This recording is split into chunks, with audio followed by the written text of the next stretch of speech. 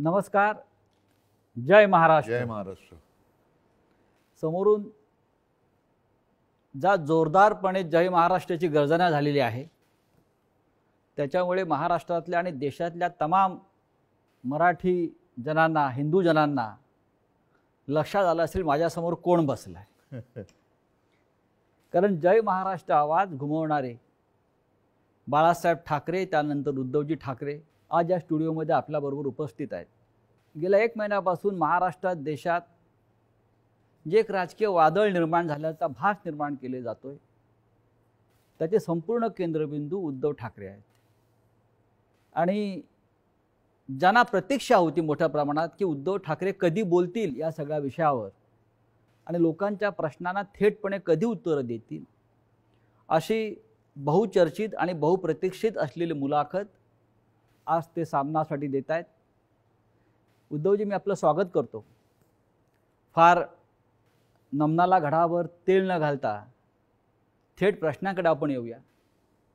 कारण गेल्या काही दिवसात महाराष्ट्रात आणि देशात ज्या घडामोडी घडवल्या जात आहेत त्याच्यामुळे महाराष्ट्राचं समाजमन अस्वस्थ आहे. आपण किती अस्वस्थ आहात किंवा आपली भूमिका पुढे काय आहे, यातून शिवसेना कशी पुढे जाईल, अशा अनेक प्रश्नांचं काहू या राज्याच्या मनामध्ये, जनतेच्या मनात नाही, महाराष्ट्राच्या मनामध्ये मारलेलं आहे. पण तरीही मला आज तुम्ही खूप रिलॅक्स दिसताय उद्धव साहेब. म्हणजे मला याचं कारण समजत नाही की आज मी आपल्याला पाहतोय किंवा गेले काही दिवस पाहतोय, आपल्या चेहऱ्यावर कोणताही तणाव दिसत नाही आणि आपण अत्यंत मोकळेपणाने इथं आलात आणि बोलताय. हे काय रहस्य आहे? हे रहस्य साहजिकच आहे. माझी मा आणि शिवसेना प्रमुख बाळासाहेब यांच्याकडनं आलेले एक हे रसायन आहे. मा म्हटल्यानंतर शांत, सौम्य, संयम, आणि साहजिकच आहे बाळासाहेब म्हटल्यानंतर वर्णन करण्याची आवश्यकता नाही आहे. आज जवळपास 1 वर्षानंतर आपण भेटतो आहोत. होय. मला आठवतंय गेल्या वर्षी या दिवसात जेव्हा आपली मुलाखत घेतली होती तेव्हा कोरोनाचा कहर हा वरखाली होत होता. त्या कोरोनामध्ये जे काय करता येणं शक्य होतं ते मी राज्याचा मुख्यमंत्री म्हणून आणि अभिमानाने सांगेन की माझ्या राज्याचा कुटुंब प्रमुख म्हणून मी केलं. त्याच्यानंतर आता पाहिलं असाल, कारण त्यावेळेला लॉकडाऊन होता, मंदिरं बंद होती, सणासुदींना बंदी होती. पण यावर्षी आपण पहिली पंढरपूरच्या वारी, तिला परवानगी दिली म्हणण्यापेक्षा तिच्यामध्ये कोणताही अडथळा येऊ दिला नाही आणि जल्लोषात ती पार पाडली. म्हणजे पुन्हा एकदा सणासुदीला सुरुवात झालेली आहे. आता दहीहंडी येईल, गणपती येतील, नवरात्री येईल, दिवाळी येईल. पुन्हा एकदा आपल्या आयुष्यामध्ये उत्सव, उत्साह आणि आनंद ह्याची सुरुवात झालेली आहे. एक मध्ये जणू काही पॉज बटन दाबलं गेलं होतं. आपल्या सगळ्यांच्या सहकार्याने आपण कोरोनातून आणि त्या संकटातून बाहेर पडलो. मला आनंद आहे. आत्ता आपण सुरुवातीला जे म्हटलं की एक वादळ आल्याचा आभास होतोय. वादळ म्हटल्यानंतर पालापाचोळा उडतो. तो पालापाचोळा उडतोय सध्या, आणि तो पालापाचोळा एकदा बसला की खरं दृश्य हे लोकांसमोर नक्कीच येणार आहे. मी शांत कसा, तर मला चिंता नाही आहे. चिंता माझी नाही आहे, शिवसेनेची तर बिलकुल नाही आहे. हां, थोडीफार जी आहे ती नक्कीच मराठी माणसांची आणि हिंदूंची आहेच, हिंदुत्वाची आहे. ह्याचं कारण हिंदू द्वेष्टे हे आपल्या घरातच आहेत. मराठी द्वेष्टे, मराठी माणसाची एकजूट तुटावी, फुटावी, हिंदूंमध्ये फूट पडावी, आणि जी मेहनत माननीय शिवसेना प्रमुखांनी हयातभर केली मराठी माणसाची एकजूट करण्यासाठी, हिंदुत्वाची, हिंदूंची एकजूट करण्यासाठी, ती आपल्याच काही कपाळकरंट्यांच्या हातनं तोडावी, मोडावी असा हा प्रयत्न केला जातोय. ती मला एक चिंता आहे. आणि म्हणून मी जे म्हटलं की हा पालापाचोळा सध्या उडतोय, कोण कुठे, हा इकडनं पालापाचोळा तिकडे जातोय, पुन्हा इकडे येतोय. ही जी गळणं गरजेची होती ती पानं ही उडतात. मी मागे एकदा माझ्या मनोगतात म्हटलं होतं की ज्या वेळेला मी वर्षामध्ये राहत होतो त्या वर्षामध्ये 2 झाडं ही आपल्या घराला लागूनच आहेत. एक आहे गुलमोहराचं आणि दुसरं बदामाचं. दोन्ही झाडं मी साधारणतः गेले 2-1 वर्ष बघतोय, ज्याला आपण पतझड म्हणतो. ती पानं पूर्ण गळून पडतात. पानगळ पानगळ म्हणतो. ती पानं पूर्ण गळून पडतात अशा काड्या राहतात. आपल्याला वाटतं या झाडाला काय झालं, पण 2 ते 3 दिवसात पुन्हा नवीन कोंब येतात, अंकुर येतात. आणि मी बघितले 8 दिवसामध्ये 10 दिवसात ते बदामाचं झाड सुद्धा हिरवंगार झालं, गुलमोहर सुद्धा हिरवागार वा, झाला. वा. म्हणून जी सडलेली पानं असतात ती झडलीच पाहिजेत. ती झडतायत पानं, ती सडलेली पानं आहेत. म्हणजे आता पानं झडून पडतायत. आता सडलेली पानं झडतायत. ज्यांना त्या झाडाकडनं सगळं काही मिळालं, सगळा रस मिळाला, सगळं मिळालं, म्हणून त्यांचा टवटवीतपणा होता, ती पानं सगळं झाडाकडनं घेऊन ती गळून पडतायत. आणि हे बघा कसं उघडं बोडकं झाले झाड, असं ते दाखवायचा प्रयत्न करतायत. पण दुसऱ्या दिवशी आपला माळीबुवा येतो, ती झाड सगळी पुन्हा ती पानगळ केळ्याच्या टोपलीत घेतो आणि घेऊन जातो. आता ती प्रक्रिया सुरू आहे केळ्याच्या टोपलीत झडलेली सडलेली पानं टाकण्याचा. आता सुरू झाले, आता नवीन कोंब फुटायला लागलेले आहेत. आणि शिवसेना आणि तरुण युवा हे नातं हे शिवसेनेच्या जन्मापासूनचं आहे. नक्कीच, कारण वयाच्या 80 हां, मात्र एक आहे, अजूनही काही ज्येष्ठ शिवसैनिक ते येऊन येऊन भेटत आहेत, ज्यांनी बाळासाहेबांसोबत काम केलेलं आहे, पहिल्या पिढीचे ज्यांना म्हणू. आणि तो संघर्ष त्यांनी पाहिलेला आहे, संघर्ष केलेला आहे. त्यांना शिवसेना म्हणजे नेमकं काय ते कळलेलं आहे. त्यांना आत्तापर्यंत अनेकांना शिवसेनेकडनं काही मिळावं अशी अपेक्षाच नव्हती, आजही नाही आहे. पण ते येऊन येऊन आशीर्वाद देत आहेत. तुम्ही आता मगाशी वर्षाचा उल्लेख केलात, मलबार हिलवरचं वर्षा बंगला, मुख्यमंत्र्यांचं निवासस्थान. आणि मगाशी मी आपल्याला म्हटलं की आपण खूप रिलॅक्स दिसत आहे, पण मला असं दिसतं आहे की मलबार हिलवरून आपण परत मातोश्रीला आल्यावर जास्त रिलॅक्स झालं. जास्त माझं घर आहे ते. म्हणजे मी तुम्हाला एक सांगतो मुद्दामून, ह्या काही हे माझे अनुभव आहेत. जेव्हा माझी शस्त्रक्रिया झाली, 2 शस्त्रक्रिया झाल्या होत्या, तो एक अनुभव माझा वेगळा आहे. कधीतरी तो फार विचित्र अनुभवातून मी गेलो आणि ठीक आहे. पण त्यावेळेला जेव्हा ॲनेस्थेशियामधनं मला जागवलं, मुख्यमंत्री असताना, मुख्यमंत्री होतो ना, शस्त्रक्रिया झाली, ऑपरेशन थिएटरमधनं बाहेर ते ॲनेस्थेशियातून बाहेर आल्यानंतर काढताना मला डॉक्टरने विचारलं, सर कुठे जायचं, मातोश्री की वर्षा? मी पटकन म्हटलं मातोश्री. आणि मग डॉक्टरने सांगितलं, डॉक्टर मला तुम्ही गुंगीत सुद्धा विचारलं असतं ना ॲनेस्थेशिया दिल्यानंतर सुद्धा, तरी मी मातोश्री हेच उत्तर दिलं असतं. मी तुमची इच्छा नियतीने पूर्ण केली असं म्हणताय तुम्ही मातोश्रीत येण्याची? नियती ही म्हटलं तर असते, म्हटलं तर नसते. मुळामध्ये माझी वर्षामध्ये जाण्याची इच्छा होती का? हां, ह्याचा अर्थ ते आता मुख्यमंत्रीपद गेले म्हणून मी वाईट असं नाही, ते एक वैभव आहे. म्हणजे त्या मुख्यमंत्री पदाचा वर्षाचा मी अजिबात अनादर करणार नाही. ती एक वेगळी वैभवशाली वस्तू आहे. महाराष्ट्राचं मुख्यमंत्रीपद हे मोठं वैभवशाली पद आहे, जबाबदारीचं पद आहे. त्याचं पूर्ण आदर ठेवून मी कधीच वैयक्तिक अशी स्वप्न बघितली नव्हती. पण त्यावेळेला जे घडलं ते आजच्या लोकांना, ज्यांना आपण विश्वासघातकी म्हणू, त्यांना ते पूर्ण माहिती आहे कसा पाठीत वार केला गेला आणि कोणत्या परिस्थितीत महाविकास आघाडीला आपल्याला जन्म द्यावा लागला. हो, पण तुम्ही इस्पितळात असताना, तुम्ही गुंगीत असताना तुमचं सरकार पाडण्याचा प्रयत्न होत होता. त्या विषयावर बोलू का? असं साधारण तुम्ही सुद्धा कारण मला कुठेही त्या माझ्या अनुभवातनं सहानुभूती नकोय. तो फार वाईट अनुभव होता. मानेची शस्त्रक्रिया ही कोणत्याही डॉक्टरनं किंवा कोणालाही ज्याला माहिती आहे त्याला विचारले की त्याच्यामध्ये धोके काय असतात ह्याची कल्पना मलाही होती, पण ती करणं मला गरजेची होती. ती केल्यानंतर पहिली शस्त्रक्रिया झाली, त्यातून मी चांगला बाहेर पडलो होतो. अचानक एक 5-7 दिवसानंतर सकाळी जाग आल्यानंतर, खरं म्हणजे त्या दिवशी मला डॉक्टरने सांगितलं होतं की उद्धवजी उद्या आपल्याला जिना चढायचं आहे. तर मी मानसिक तयारीत होतो की आज जिना चढायचं, एक एक पाऊल पुढे जायचं आहे. सकाळी जाग आल्यानंतर जरा थोडासा एक आळस द्यायचा प्रयत्न केला तर मानेमध्ये जो एक असा क्रॅम्प म्हणतो असा आला आणि माझी मानेखालची सगळी हालचाल बंद झालेली. म्हणजे मला श्वास घेताना मी बघत होतो माझं पोटही हलत नव्हतं. पूर्णपणे मी निश्चल झालो होतो.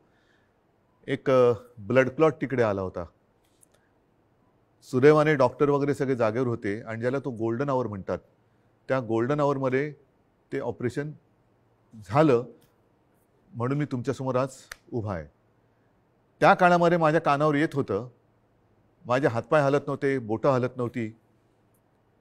सगळ्यात टेन्शन मला होतं की समजा कुठे काय डास चावला, मुंगी चावलं तर खाजवायचं कसं. म्हणजे हा एक वेगळा विचित्र भाग होता. पण त्या काळात माझ्या कानावर येत होतं की काही जण मी बरा व्हावा म्हणून देवावरती अभिषेक करत होते आणि काही जण मी असाच राहावा म्हणून देव पाण्यात बुडून बसले होते.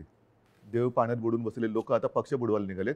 आणि तेव्हा हे पसरवलं जात होतं की हा काय आता उभा नाही राहत, आपलं काय होणार, तुझं काय होणार. म्हणजे ज्या काळामध्ये आपल्या पक्षाला सावरण्याची वेळ होती, आपला मी पक्षप्रमुख, कुटुंबप्रमुख, शस्त्रक्रिया झाल्यानंतर माझी हालचाल होत नव्हती, त्या काळामध्ये ह्यांच्या हालचाली जोरात होत होत्या. हे नाही म्हटलं तरी एक मला वेदनादायी एक सत्य हे आयुष्यभर माझ्यासोबत राहणार, की जेव्हा आणि मी तुम्हाला जबाबदारी दिली होती पक्ष सांभाळायची, नंबर 2चं पद होतं, पक्ष सांभाळायला म्हणून पूर्ण विश्वास दिला होता. तो विश्वासघात तुम्ही, मी हॉस्पिटलमध्ये असताना म्हणजे माझी हालचाल बंद होती तेव्हा तुमची हालचाल जोरात होती, आणि ती सुद्धा पक्षाच्या विरोधात. शिवसेनेच्या विरोधात किंवा शिवसेनेच्या बाबतीमध्ये हे विश्वासघाताचं राजकारण वारंवार का होतं? ह्याचं कारण शेवटी आम्ही पक्ष हा प्रोफेशनली नाही चालवत असं मी म्हणेन. तुम्ही सुद्धा गेले अनेक वर्ष शिवसेना अनुभवतात, शिवसैनिकच आहात तुम्ही, पण एक परिवार म्हणून आपण बघत आलेलो आहे. बाळासाहेबांनी आम्हाला तेच शिकवलं, माने तेच शिकवलं की एकदा आपलं म्हटल्यानंतर आपलं, त्याच्यावरती कदाचित जो राजकारणामधला गुन्हा किंवा चूक असेल ती आमच्याकडनं वारंवार होते, ती म्हणजे एखाद्यावरती विश्वास टाकला म्हणजे आम्ही त्याच्यावर अंधविश्वास टाकतो. पूर्ण जबाबदारी, मग त्याला ताकद देणं असेल, शक्ती देणं असेल. म्हणजे 2014 साली जे आत्ता आम्ही हिंदुत्व सोडलंय म्हणून आवई उठवत आहेत, मारतायत, बोंब मारतायत, त्यांना मला हाच प्रश्न विचारायचा आहे की 2014 साली भाजपाने युती तोडली होती तेव्हा आपण काय सोडलं होतं? काहीच सोडलं नव्हतं. आजही नाही सोडलेलं हिंदुत्व. पण तेव्हा जो एक मधला काळ आला होता, विरोधी पक्ष एक शिवसेना झाली होती, म्हणजे अनेकांना असं वाटलं होतं की शिवसेना आता संपेल, पण शिवसेना एकाकी लढली आणि 63 आमदार निवडून आलेले. त्या काळामध्ये विरोधी पक्षाची जी जबाबदारी आपल्यावरती आली तेव्हा सुद्धा मी पद कोणाला दिलं होतं? आता सुद्धा जर भाजपनी आत्ता जे केलेलं आहे हे माझ्याशी बोलणी केल्याप्रमाणे हे आत्ता केलं, हे बोलणी केल्याप्रमाणे तेव्हा केलं असतं तर सन्मानाने झालं असतं. देशभरामध्ये पर्यटन करण्याची गरज लागली नसती. आणि असं मी ऐकलं, असं मी वाचलं, माझ्याकडे माहिती नाही, पण हजारो कोटी रुपये खर्च केले गेले. विमानांचा खर्च, हॉटेलचा खर्च, हे त्याच्यानंतर काही आणखीन अतिरिक्त खर्च म्हणजे खोक्यातला असेल. त्या खोक्यात काय दडलंय हे ज्याचं त्याला माहीत, देणाऱ्याला आणि घेणाऱ्याला कळलं असेल. पण हे फुकटात झालं असतं ना, आणि सन्मानाने झालं असतं. हेच तर मी सांगत होतो. मग का घडवलं? कारण त्याने शिवसेना संपवायची आहे. जे शिवसेनेबरोबर ठरवलं होतं 2.5 वर्षाचं मुख्यमंत्री पद, हेच तर तुम्ही आता केलं. आणि ते जर केलं असतं तर निदान 5 वर्षामध्ये भारतीय जनता पक्षाला एकदा तरी 2.5 वर्षात मुख्यमंत्रीपद मिळालं असतं. ही जी काय आता सोंगढोंग करतायत आम्ही शिवसेनेला, आता ही शिवसेना ते म्हणतात ती शिवसेना नाहीये. हे सगळं तोडफोड करून त्यांचं समाधान होत नाही. त्यांना शिवसेना संपवायची आहे. ह्यांचा वापर करून ते शिवसेना संपवायला बघतात. का संपवायचे असं वाटतं आपल्याला? आतापर्यंत गेल्या 56 वर्षात शिवसेना संपवण्याचे प्रयत्न अनेक आणि प्रत्येक वेळेला शिवसेना अधिक जोमाने आणि तेजाने उभी राहिलेली आहे. आता सुद्धा त्यांना हिंदुत्वामध्ये भागीदार नको असेल, पण माझं नेहमी असंच म्हणणं आहे की शिवसेना प्रमुखांनी हिंदुत्वासाठी राजकारण केलं, कारण हिंदुत्व मजबूत व्हायला. हे जे करतायत ते राजकारणासाठी हिंदुत्व वापरतायत. हा आमच्या आणि त्यांच्या हिंदुत्वातला फरक, जे विचारतात ना तुमचं आणि भाजपचं हिंदुत्वामध्ये फरक काय, तो हा आहे. शिवसेनेचं राजकारण हे आम्ही हिंदुत्व मजबूत होण्यासाठी केलं, पण यांचं राजकारण मजबूत होण्यासाठी आणि हिंदुत्वाचा आश्रय घेतला. मुख्यमंत्रीपद स्वीकारल्यामुळे महाविकास आघाडी हिंदुत्व संकटात आलं, हिंदुत्व म्हणजे काय झालं अशी जी एक आवई उठवली जाते. हो, म्हणजे काय, मला एक प्रसंग असा सांगा किंवा एक माझ्या हातनं घडलेली गोष्ट किंवा निर्णय माझा मुख्यमंत्री पदावरती असतानाचा दाखवा की ज्याच्यामुळे हिंदुत्व धोक्यात आलं. एक निर्णय दाखवा. तर तुम्ही तेव्हा अयोध्येला आत्ता सुद्धा गेला होतात. अयोध्येमध्ये महाराष्ट्र भवन आपण उभं करतो, बरोबर आहे. हे हिंदुत्वाला सोडून आहे की नाही? तुम्ही ठरवा. अयोध्येत महाराष्ट्र भवन, बरोबर आहे. मुख्यमंत्री होण्याच्या आधी सुद्धा मी अयोध्येत गेलो होतो. प्रत्येक वेळेला आपण होतात. मुख्यमंत्री झाल्यावरती सुद्धा अयोध्येत गेलो होतो. कोण काय म्हणेल मी परवा नाही केली. मी गेलो आणि रामलल्लाचं दर्शन घेऊन तेव्हाही आलो होतो. 2दा मी स्वतः अयोध्येत गेलो होतो. आता नव्या मुंबईमध्ये आपण तिरुपतीचं मंदिर त्याला जागा दिली. प्राचीन जी मंदिरं आहेत त्यांचं संवर्धन करणं, जतन करणं हे आपण सुरू केलं. गडकिल्ल्यांचं आपण सुरू केलं. हे कुठे, ह्याच्यात हिंदुत्व कुठे गेलं? हिंदुत्व तर असं कोणताही निर्णय नाही आहे की ज्याच्यामध्ये आपण हिंदुत्वापासून दूर गेलेलो आहे. अशा अनेक गोष्टी सांगता येतील. तुम्ही आज ज्या संघर्षमय कालखंडातून जात आहात याची कधी अपेक्षा केली होती? बघा, शेवटी शिवसेना आणि संघर्ष हे तर एकमेकाच्या पाचवीला पुजलेले आहेत. आणि मागे कोणीतरी असं म्हणालं होतं, ते मला वारंवार त्याचा अनुभव येतोय, की शिवसेना ही एक तळपती तलवार आहे.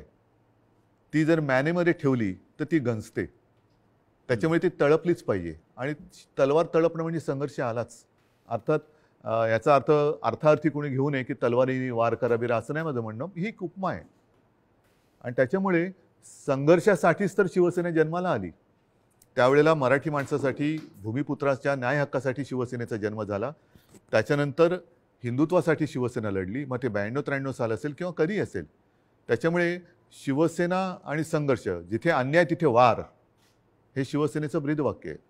ज्या ठाण्यानं शिवसेनेला पहिली ताकद दिली, म्हणजे शिवसेना प्रमुख बाळासाहेब ठाकरे आणि ठाण्यांचं एक भावनिक नातं होतं. एक पहिला भगवा झेंडा जो आहे हा ठाण्यात फडकला. आणि बाळासाहेब अभिमानानं त्यांच्या संपूर्ण कालखंडात जीवनात सांगत राहिले की ठाण्यानं मला पहिली सत्ता दिली. त्याच ठाण्यातून शिवसेनेला आव्हान उभं राहिलं. ठाणेकर सुज्ञ आहेत. हे जे पालापाचोळा जो आहे ते म्हणजे काय ठाणेकर नाहीत. ठाणेकर आणि ठाणेकर नागरिक, शिवसेनेचे ठाणे आणि ठाण्याची शिवसेना, हे जे नातं आहे ना, हे ह्या पालापाचोळ्याला तोडता नाही येणार. त्याच्यामुळे मी तर म्हणेन पूर्ण महाराष्ट्र आणि ठाणंसुद्धा, अर्थात त्याच्यात आलं मुंबईसुद्धा आली, सगळेजण निवडणुकांची वाट बघतायत. आणि म्हणून माझं मत हेच आहे की याच्या पुढे एक असा कायदा झाला पाहिजे की ज्यांना कोणाला युत्या करायच्या असेल, युती करायची असेल, त्या दोन्ही पक्षांचं, 3 पक्षांचं, 10 पक्षांचं जे काय कडवळ तुम्हाला करायचं असेल ते करा. मात्र तुमच्यामध्ये करार मदार काय झालेला आहे तो जनतेसमोर ठेवा. जागा वाटप किती होणार आहे, कोणत्या ध्येयावरती, धोरणावरती तुम्ही युती करणार आहात, काय पुढे करणार आहात, हे करा. म्हणजे काय झालं असतं, एक तर जे माझं आणि भारतीय जनता पक्षाचं ठरलं होतं ते जे आता आधी नाकारून आता त्यांनी ते केलं, हे आधी जनतेसमोर उघडपणाने आलं असतं. दुसरी गोष्ट, निवडणुकीनंतर जे काय त्यामुळे मला करावं लागलं, महाविकास आघाडीचा जन्म नसता झाला. तो महाविकास आघाडीचा जन्म आम्ही दिला तेव्हासुद्धा तुम्ही बघितलं की आम्ही शपथ जी मी घेतली ती शिवतीर्थावरती घेतली. छत्रपती शिवाजी महाराजांच्या पुतळ्याच्या आणि बाळासाहेबांचं स्मारक आहे तिकडे, त्या साक्षीने घेतली. हजारो लाखो लोक आणि शिवतीर्थ हे भगवं पूर्ण फुलून गेलं होतं, ओसांडून वाहत होतं पूर्ण. म्हणजे जर लोक नाराज असतील तर तिकडे कोणी आलं नसतं. पण तरी देखील माझं मत असं आहे की आता निवडणुका घ्या. जर आम्ही महाविकास आघाडी स्थापन करून चूक केली असेल तर लोक आम्हाला घरी बसवतील. आणि जर भारतीय जनता पक्षाने माझं, कारण शेवटी जनता मला ओळखते, नाही म्हटलं तरी आता आमची 6वी पिढी ही महाराष्ट्राच्या जनतेसाठी काम करते. 6वी पिढी, त्याच्या आधीच्या पिढ्या सुद्धा होत्या. पण एक तर लोक त्यांना घरी बसवतील त्यांनी चूक केली असेल तर, जो करार त्यांनी आमच्याशी केला होता तो तोडला म्हणून, नाहीतर आम्ही पाप केलं म्हणून आम्हाला घरी बसवतील. होऊ द्या जनतेच्या कोर्टात फैसला, माझी तयारी आहे. पण या सगळ्या कालखंडामध्ये कधी नव्हे तो एक अघोरी प्रकार होतो आहे जो महाराष्ट्रात कधीच झाला नव्हता. तो म्हणजे कोणीतरी संपूर्ण शिवसेना हायजॅक करण्याचा प्रयत्न करत आहे. कारण त्यांना पर्याय नाही आहे. कारण नीट लक्षात घ्या, हा महत्त्वाचा प्रश्न आहे, एक बारकाव लक्षात घ्या.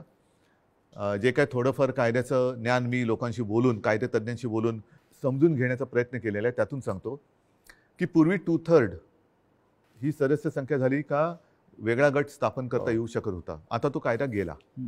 आता हे जे बाजूला झाले ते भले 2/3 असतील किंवा आणखीन काहीतरी असतील, त्यांना वेगळा गट स्थापन करता येत नाही. हे कायदेतज्ञांनी सांगितलेलं आहे. मी कायदा लिहिलेला नाही, मी कायदा वाचलेला नाही. मी घटनातज्ञांनी ज्यांनी त्याचा अभ्यास केला त्यांनी सांगितलेली मतं ऐकून आणि त्यांच्याशी बोलून सांगतोय. म्हणजेच काय की ह्या गटाला कुठल्या ना कुठल्या तरी पक्षामध्ये विसर्जित किंवा सामील व्हावं लागेल ह्या गटाला. मग त्यांच्यासमोर पर्याय काय आहेत? एक तर भाजपात जावं लागेल, नाहीतर दुसरे सपा आहेत, MIM वगैरे असे जे काही छोटे छोटे पक्ष आहेत त्यांच्यात जावं लागेल. आणि हे जर का कुठल्या पक्षात गेले तर भारतीय जनता पक्षाचा ह्यांना जो उपयोग करून घ्यायचा आहे तो उपयोग संपेल. कारण त्यांची ओळख त्यांना ती द्यावी लागेल की आता आम्ही भाजपात गेलो, आता आम्ही समाजवादीत गेलो, आता आम्ही बच्चू कडूंच्या पक्षात गेलो. तर म्हणून ते एक भ्रम निर्माण करतात की आम्ही म्हणजेच शिवसेना. जे मधल्या काळामध्ये क्लिप फिरली बघा, असं माझ्या काळात कधी झालं नव्हतं. माझ्या बाजूला उपमुख्यमंत्री अजितदादा पवार बसायचे, पण त्यांनी कधी माझा माईक नव्हता खेचला. काही वेळेला त्यांना अधिक त्यांच्याकडे माहिती असायची अर्थसंकल्प किंवा काय, तर मी त्यांना सांगायचो की दादा तुम्ही उत्तर द्या, पण माझ्याकडनं कोणी माईक नाही खेचला. माईक कारण खेचणं तुम्ही ठाकरे आहात. तो तर भाग झालाच, पण एक आमच्या महाविकास आघाडीमध्ये एक समन्वय. सभ्यता होती, सभ्यता होती. सभ्यता होती आणि समन्वय होता. असो, त्याच्यावरती नंतर बोलायचं तर मी बोलेन. पण त्याच्यामध्ये जे उपमुख्यमंत्री बोलले की हे म्हणजे शिवसेना, म्हणजेच त्यांचा डाव असा आहे की शिवसैनिकांमध्येच लढाई लावायची, शिवसेना खतम करायची. एकदा का काम संपलं की पालापाचोळा तुम्ही जे मगाशी म्हणालात तो टोपलीत भरला की नेऊन टाकायचा.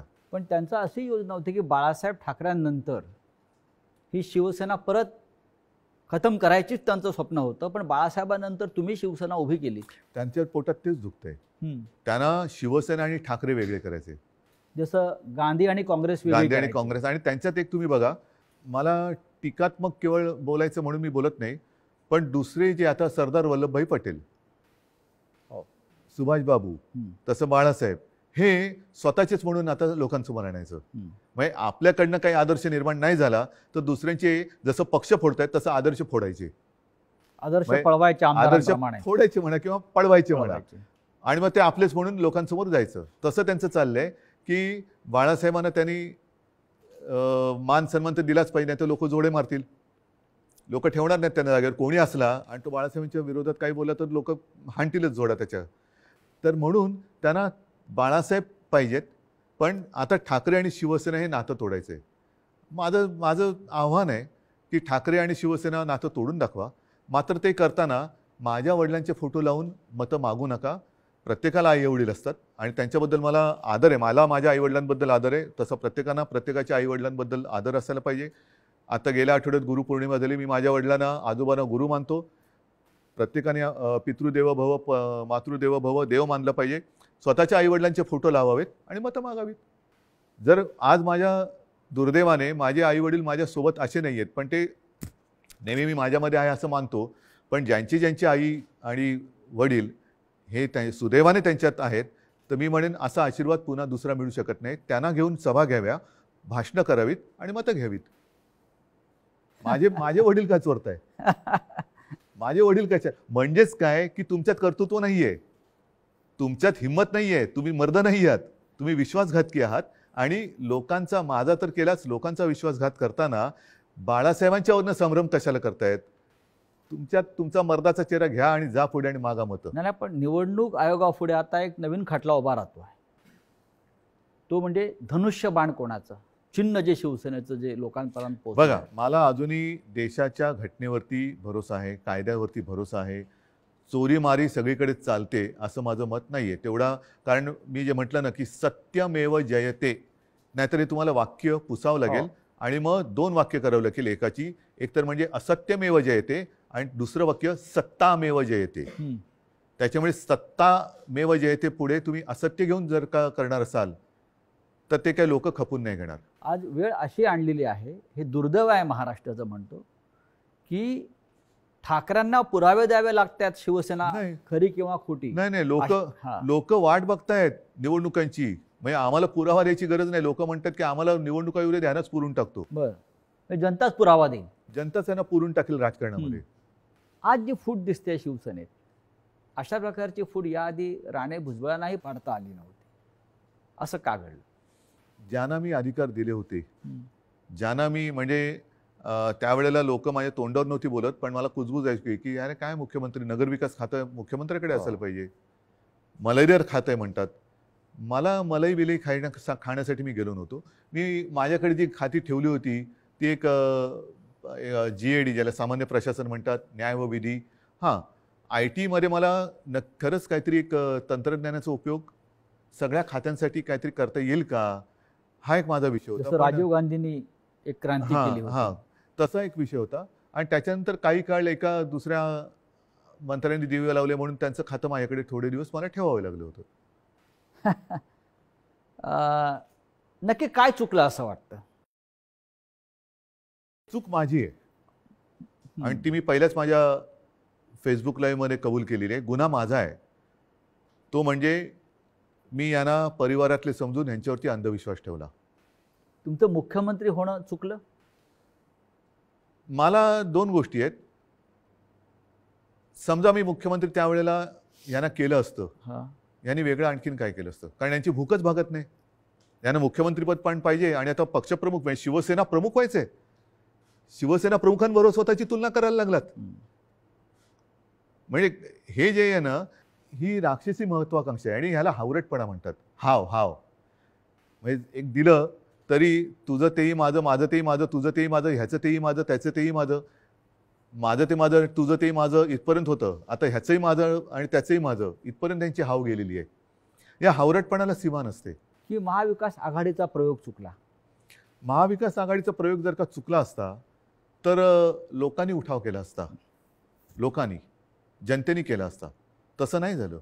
जनता ही आनंदी होती कारण आल्या आल्याच आम्ही पहिल्यांदा शेतकऱ्यांना कर्जमुक्त केलं होतं. हां. त्याच्यानंतर करोना काळामध्ये मी अभिमानाने सांगेन संपूर्ण माझ्या मंत्रिमंडळातील सहकार्यांनी, प्रशासनाने आणि जनतेने उत्तम सहकार्य केलं. म्हणून आणि म्हणूनच ज्या पहिल्या 5 मुख्यमंत्र्यांमध्ये माझं नाव आलं, ते मी माझं नाव नाही मानत, ते जनतेचा मी प्रतिनिधी म्हणून ते नाव आलं होतं. जर समजा यांनी सहकार्य नसतं केलं तर कोण होतो मी? मी कोण होतो? मी एकटा काय कर बरं, मी तर घराच्या बाहेरही पडत नव्हतो कारण घराबाहेर पडायचं नाही हेच मी लोकांना सांगत होतो. जाऊन पण घोळके करा. फुटीरांचा आक्षेप त्याच्यावरच आहे. जे फुटून गेले आहेत त्यांचा आक्षेप असा आहे की आपण घराबाहेर पडला नाहीत, आपण मंत्रालयात गेला नाहीत, आणि आपण त्यांना भेटला नाहीत. तरी सुद्धा घराबाहेर न पडता सुद्धा देशातल्या सर्वोत्तम 5 मुख्यमंत्र्यात नाव का आलं माझं? कारण त्यावेळेला ती परिस्थिती तशी होती. मी स्वतः सांगत होतो घराबाहेर पडू नका आणि लोक ऐकत होते. लोक ऐकत होते. मी जर का घराबाहेर आजही पडलो आणि केव्हाही पडलो तरी शिवसेना प्रमुखांच्या, माझ्या पूर्वजांच्या आशीर्वादामुळे गर्दी होतेच. गर्दी होतेच. म्हणजे मग काय झालं असतं, लोकांसांगे ब्रह्मज्ञान आणि स्वतः कोरडे पाषाण. म्हणजे ती काळाची गरज होती. काळाची गरज होती. पण त्याच काळात मी पुन्हा एकदा सांगतो, सुरुवातीच्या काळामध्ये जेव्हा करोना आपल्याकडे त्याचा शिरकाव झाला हे कळलं, तेव्हा साधारणतः 7,500 ते 8,000 रुग्णशय्या आपल्या राज्यात पूर्ण म्हणून मिळून होत्या. त्याच्यात ऑक्सिजन बेड्स आले, व्हेंटिलेटर्स आले, कॉमन जे रुग्ण असतात ज्यांना साधारणतः एक थोडी ट्रीटमेंट देऊन घरी जाऊ शकतात, ऑपरेशन नंतरचे असतील, त्याच्यानंतर डायलिसिस असतील. पहिल्या लाटेत आपण ते साधारणतः 8,000 जर का धरले तर ते 3.5 लाखावरती नेले होते. हे घर बसल्या. हॉस्पिटलमध्ये बेड्स नव्हते, रुग्णवाहिका नव्हत्या. कोणी कशा केल्या त्या? कोरोनाच्या टेस्टसाठी आपल्या राज्यात फक्त 2 प्रयोगशाळा होत्या. एक कस्तुरबामध्ये, दुसरे NIV एक पुणे. त्या आपण 600च्या वर केल्या घरी बसून. पण त्याच्याविषयी 50 आमदारांना कौतुक नाही आहे. त्यांना तुम्ही निधी दिलेला नाही म्हणतायत आणि तुम्ही हिंदुत्व सोडलं असं म्हणतायत. त्याच्यामुळे ते सोडून गेले. तुम्ही महाराष्ट्रासाठी जे काय केलेलं आहे, करोनाच्या संकटातून राज्याला वाचवलेलं आहे, लोकांना जीवदान दिलेलं आहे. महाराष्ट्रामध्ये नद्यातून प्रेतं वाहून तुम्ही दिली नाहीत. त्याचं त्यांना शल्य असेल की असं नाही झालं, हे चुकीचं झालं असं त्यांच्या मते असेल. आणि महाराष्ट्राच्या जनतेला हा मुख्यमंत्री आपल्या कुटुंबातला घटक वाटत होता, आपला परिवारातला भाऊ, मुलगा. त्याच्यामुळे मला ह्या विश्वासघातकांना माझ्याबद्दल काय वाटतं ह्याची चिंता नाही आहे. मला माझ्या महाराष्ट्रातल्या जनतेला मी त्यांच्या कुटुंबातला वाटतो. ह्याच्यात असं भाग्य हे फार क्वचित कोणाच्या नशिबी येतं. ते मला नाही वाटत ह्यांच्या नशिबी आलं असेल. कारण ह्यांच्या डोक्यावरती जरी काही पदं आता मिळाली, कारण अजूनही हम तुम एक कमरे में बंद असं यांचं मंत्रिमंडळ आहे, त्याच्यामुळे त्याचा विस्तार कधी होणार आहे माहिती नाही. पण हे मंत्री जरी किती झाले तरी कपाळावरती जो घाताचा शिक्का बसलाय तो नाही पुसता येणार. तुम्हाला असं वाटत नाही का की जे तुम्हाला सोडून गेलेले आहेत मोठ्या प्रमाणात त्यांनाच तुम्ही सर्वाधिक दिलेलं आहे आणि ज्यांना मिळालं नाही किंवा ज्यांना कमीत मिळालं ते आपल्या बरोबर राहिले? मला हेच म्हणायचं, ही शिवसेनेची ताकद आहे. शिवसेनेची ताकद काय आहे की सामान्यांना बाळासाहेबांनी असामान्यत्व दिलं. आता पुन्हा एकदा या सामान्यातून असामान्य लोक घडवण्याची वेळ आलेली आहे. आणि म्हणून मी माझ्या तमाम शिवसैनिकांना आणि माझ्या माता भगिनींना, बांधवांना विनंती करतो की चला परत उठा. आता पुन्हा एकदा सामान्यांना असामान्य बनवूया. कारण हे सारी लोक होती आणि ह्यांना ती चूक, मी पुन्हा तेच म्हणेन की ही चूक माझी आहे की त्यांना ताकद दिली. पण त्या ताकदीने ते उलटा वार नुसता नाही केला, तर राजकारणामध्ये ज्या आईने जन्म दिला त्या आईला गिळायला निघालेली अवलाद आहे. नुसतं आईवरती वार करणारे आपण म्हणत होतो तशी नाही आहे. ही राजकारणात ज्यांनी यांना जन्म दिला त्या आईला म्हणजे शिवसेनेला गिळायला निघालेली अवलाद आहे. ज्या पण तेवढी ताकद हो. त्यांच्यामध्ये नाहीये, कारण शेवटी आई ही आई असते. नक्कीच. तुम्ही आईचा उल्लेख केला. कालपर्यंत हे सगळे लोक या शिवसेनेला आपली आईच मानत होती. तुमच्याबरोबर वर्षावरती अनेकांना मी बसलेले बघितले शेवटच्या क्षणापर्यंत. हो, पण आत्ताच तुमचा आधीचा प्रश्न काय होता की मी यांना भेटत नव्हतो. तुम्हाला भेटून ते कधी सुरतला गेले, कोण गोव्याला गेलं, कोण गुवाहाटीला गेलं. 50 खोक्यांची इतकी ताकद असू शकते जी निष्ठा विकत घेऊ जाऊ शकते? निष्ठा नाही विकली जात. विकली जाते ती निष्ठा नसतेच. निष्ठा ही म्हणजे विकली जाऊ महाराष्ट्रात शकत पण नाही. महाराष्ट्रात पण झाडं आहे, डोंगर आहे, हॉटेल आहे. किती सुंदर आहे महाराष्ट्र. महाराष्ट्र तर फार म्हणजे ग्रामीण भागातल्या आमदारांना महाराष्ट्राच्या निसर्गाची भुरळ पडत नाही आणि गुवाहाटीच्या निसर्गाची भुरळ हो. पडते. म्हणजे मला कळतच नाही मग तुम्ही महाराष्ट्राच्या मातीत कसे काय जन्माला आलात. ज्या महाराष्ट्राच्या मातीत जन्माला आलात त्या मातीची तुम्हाला ओढ नाही, प्रेम नाही, त्या मातीची तुम्हाला कधी वैभव दिसलं नाहीये काय. मी स्वतः कलाकार आहे. मी माझ्या त्याच्यावरनं सुद्धा त्यावेळेला चेष्टा झाली होती. पण मी गडकिल्ल्यांची फोटोग्राफी केलेली आहे, पंढरपूरच्या वारीची केलेली आहे. आणि त्यावेळेला जो मी महाराष्ट्र बघितला एवढा, त्या पावसाळ्याच्या सुमारास मी सगळी फोटोग्राफी केलेली, एवढा नटलेला थटलेला आणि छान काय काय दऱ्या खोऱ्या एवढ्या फुलांनी बहरून जातात. तुम्हाला आम्ही तर शहरी बाबू, तुम्ही ग्रामीण भागातले, तर ग्रामीण भागात राहून तुम्हाला महाराष्ट्राचं सौंदर्य दिसत नाही, त्याचं वर्णन करावं असं कधी वाटलं नाही. आणि डायरेक्ट गुवाहाटी, मी गुवाहाटी का वाईट नाही म्हणत, प्रत्येक प्रदेश चांगला आहे, पण ह्यांना हे काय मातीसाठी करणार. इतिहास काळापासून दिल्ली आणि महाराष्ट्राचा कायम झगडा आहे. मग औरंगजेब, छत्रपती शिवाजी महाराज असतील, संभाजी महाराज असतील, दिल्लीने महाराष्ट्रावर सतत पाठीमागून वार केले किंवा महाराष्ट्र संपवण्याचा प्रयत्न केला. कारण काय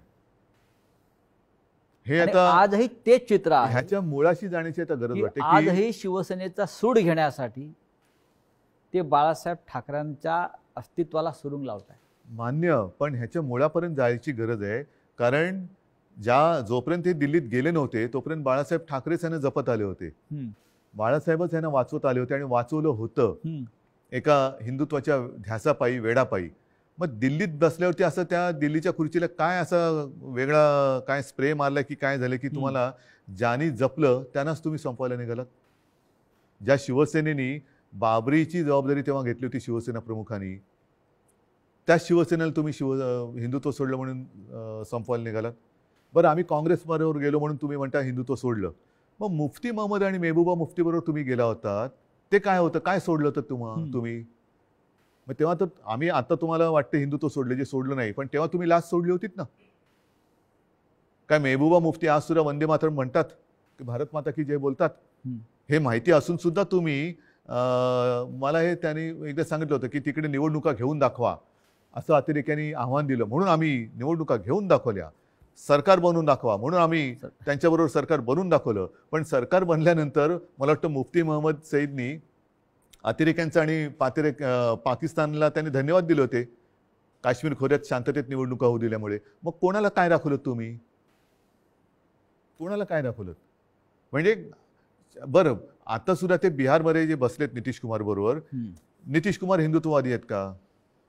कारण मला जे आठवतं त्याच्याप्रमाणे त्यांनी एकदा संघमुक्त भारत असा नारा दिला होता. संघमुक्त भारत असं शिवसेनेने कधी दिला नाही. राम मंदिराच्या प्रश्नावर रामविलास पासवान एनडीएतून बाहेर पडले होते, तरी ते त्यांना प्यारे होते. हो. आम्ही तो उलट म्हणत होतो की विशेष कायदा बनवा. 5 वर्ष 7 वर्ष झाली तरी ते विशेष कायदा बनवून राम मंदिर बनवू शकले नाही. ते न्यायालयाने निकाल दिला.